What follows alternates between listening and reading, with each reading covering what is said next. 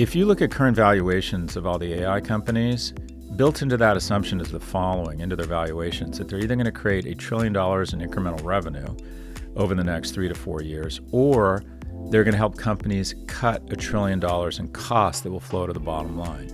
So far, I haven't seen companies creating a great deal of additional revenue. I haven't heard L'Oreal or General Motors say, because of AI, we've increased our revenues. What they're saying is, because of AI, we're confident we can reduce our costs. And they're saying this very quietly. In today's Office Hours, we discuss AI hype versus reality, the trade-offs of plastic surgery as an investment in yourself, and surviving the collapse of local news. Our first question comes from the user InterestingAd6601 on Reddit. They say, my question is about AI. I'm a big believer in AI. I've directed my career to learning everything I can about AI because I want to be part of that future. I'm concerned about the short term. So much money is being spent on infrastructure. The current investment pattern reminds me of the year 1999. Billions were spent on the backbone of the public internet because everyone knew the internet would ultimately transform the economy. Markets got way ahead of themselves. In 2000, we paid a big price. How is the AI boom different from the internet build-out boom and crash of 2000? I get different forms of this question a lot. So it sounds similar, but it's a different genre. It's a different song, and that is the earnings growth. If you look at oftentimes NVIDIA, which is kind of the infrastructure company or the safe bet, if you will, if you believe in AI, but you don't have the skills to pick out which LLM or which company or which application, the safe thing feels like you just go into NVIDIA, which seems to be powering and is, I think, 90% of the processing or 90% of the queries in AI. And people oftentimes equate it to Cisco. And people don't remember this. From 1999 to 2001, Cisco and Amazon lost 90% of their value. Cisco really never recovered. It recovered somewhat, but nothing like the rip back of Amazon. And we have what is a pretty staggering investment. In 2024, about $400 billion went into AI infrastructure, data centers, chips, cloud. Meanwhile, generative AI revenue in 2024 was about $45 billion. That's so basically a 10-to-1 investment multiple. I mean, that's staggering, right? Usually, we're spending about $10 for every $1 of revenue, which means you are anticipating an explosion in revenue, right? Revenue is projected to hit $1 trillion by 2028, but near-term monetization remains thin.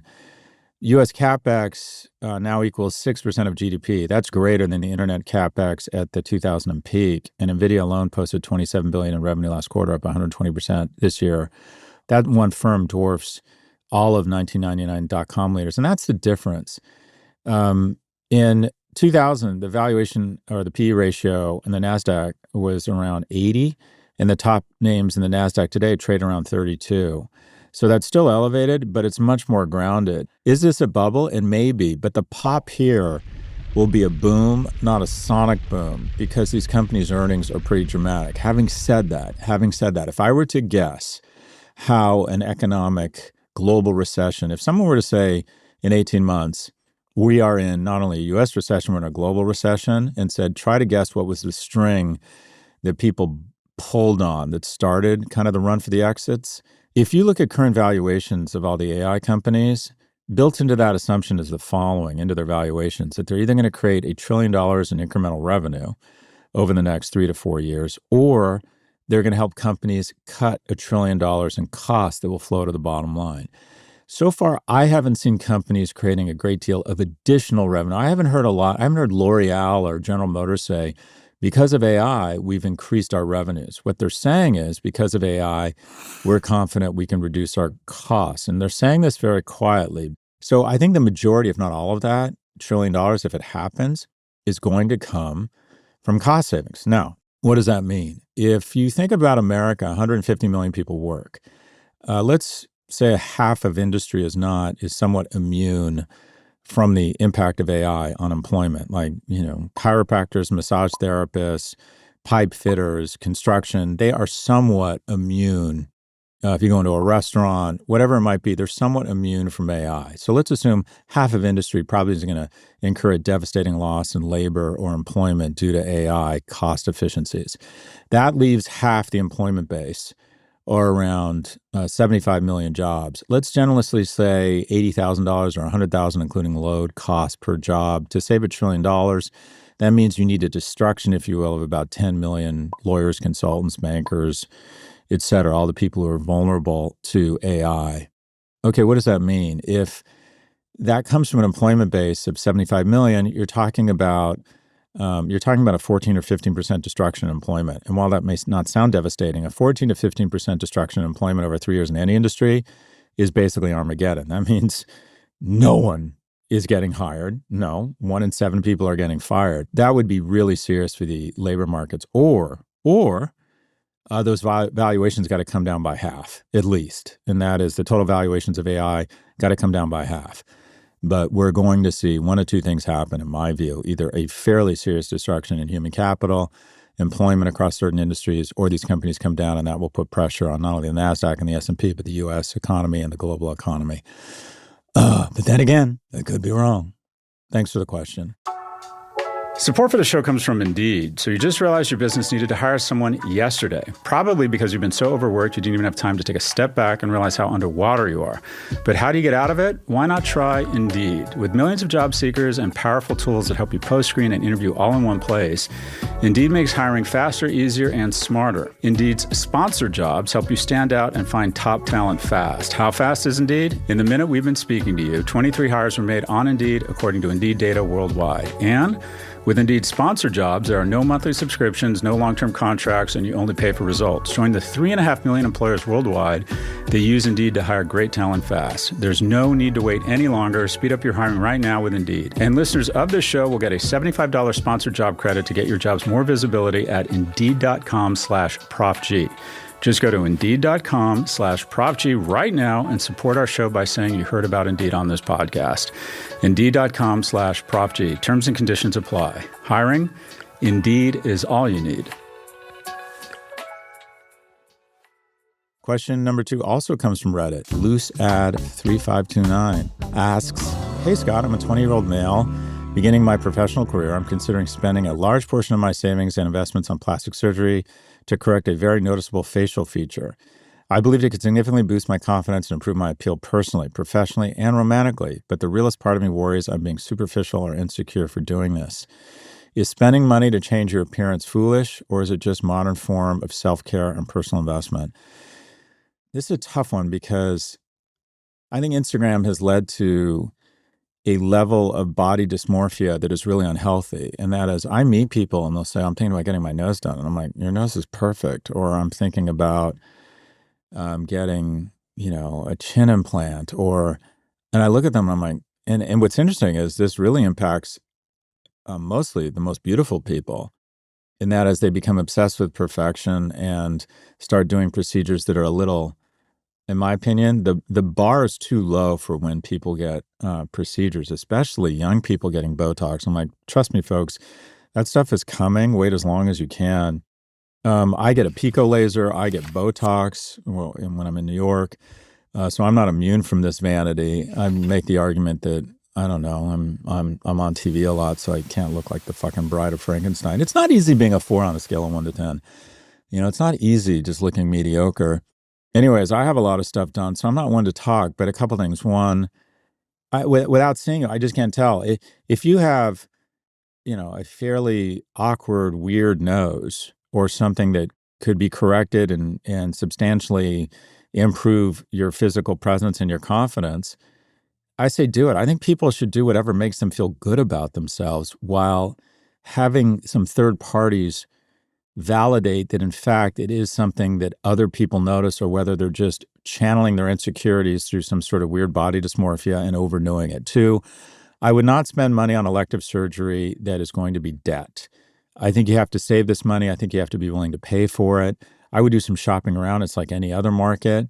And I'm not saying you go to Walmart to get your nose done or whatever, but I think you want to be a thoughtful consumer around this stuff and not necessarily assume that the most expensive is the best.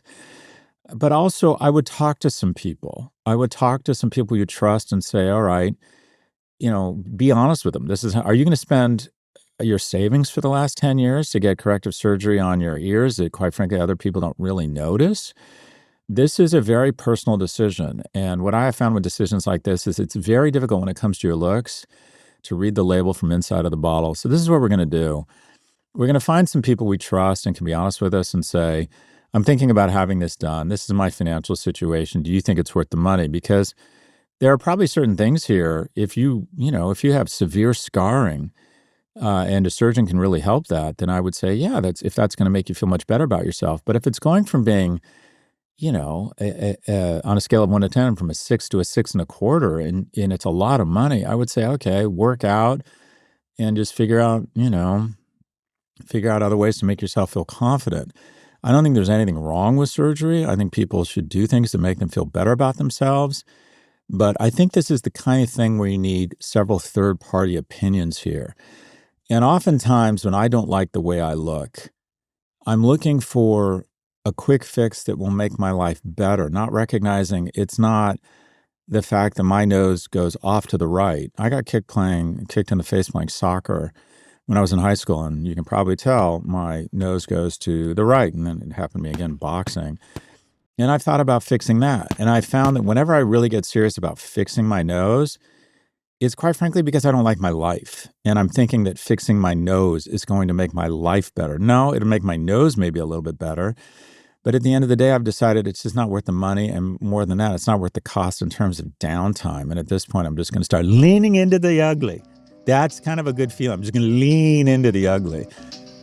Oh, let's summarize. This is a very personal decision, and you need third parties to really be honest with yourself about whether it's worth the cost. Do not use debt to get surgery. 40% of households have medical or dental debt, and I just think that's got to be incredibly, weighing on them, stressful on them.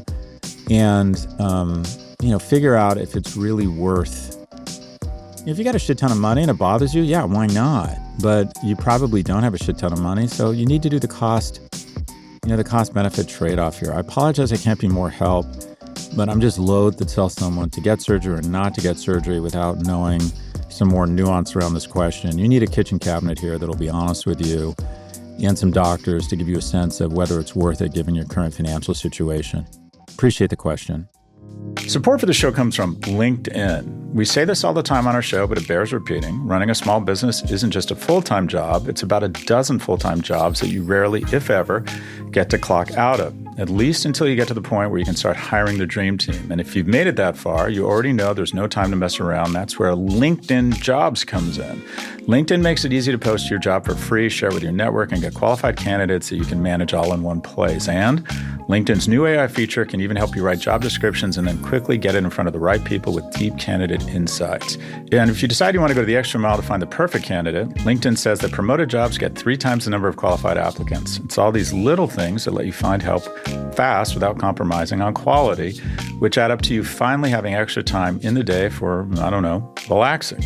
Or, knowing my listeners, you'll probably use that extra time to expand your empire even further. Post your job for free at linkedin.com/prof. That's linkedin.com/prof to post your job for free. Terms and conditions apply.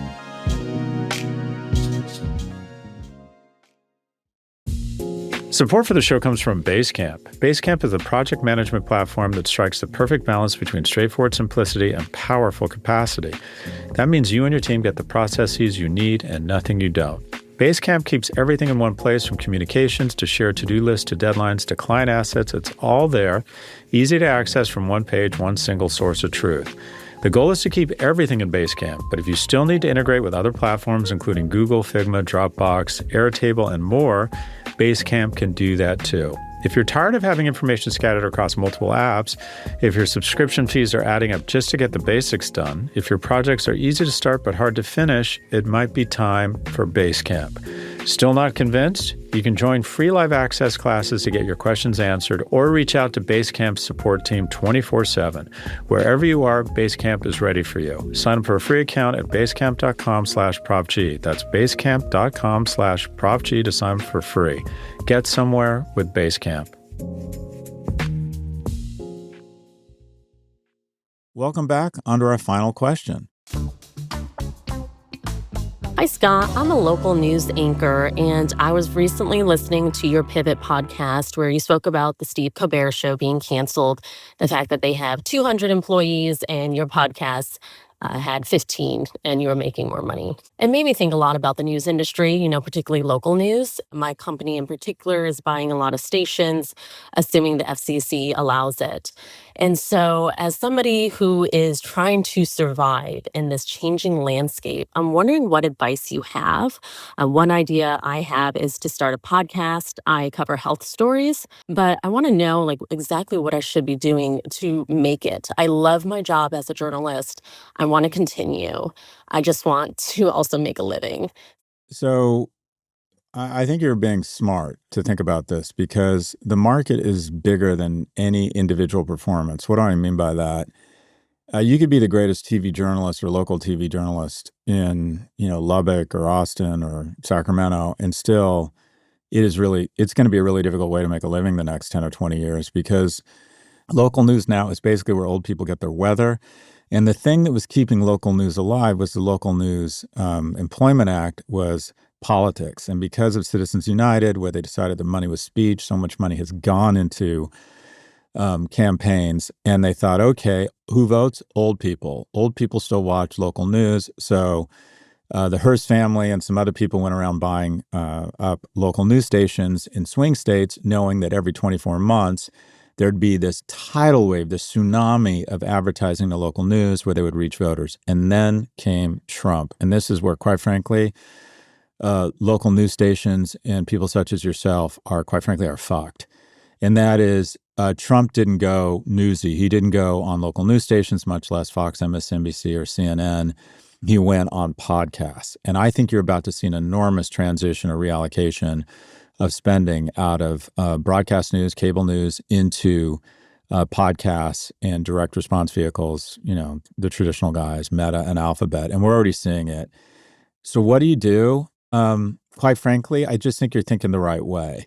And that is, as long as you're there and you're making a good living, use it as a platform and try and create a flywheel. What do I mean by that? If you're a good journalist, and which probably means you know how to write, you know how to cover issues, can you write books? Can you write newsletters? Can you host conferences? Can you get a speaking gig going? Can you produce a podcast? If you want to produce a podcast, start right away because there's a natural moat. What is that natural moat?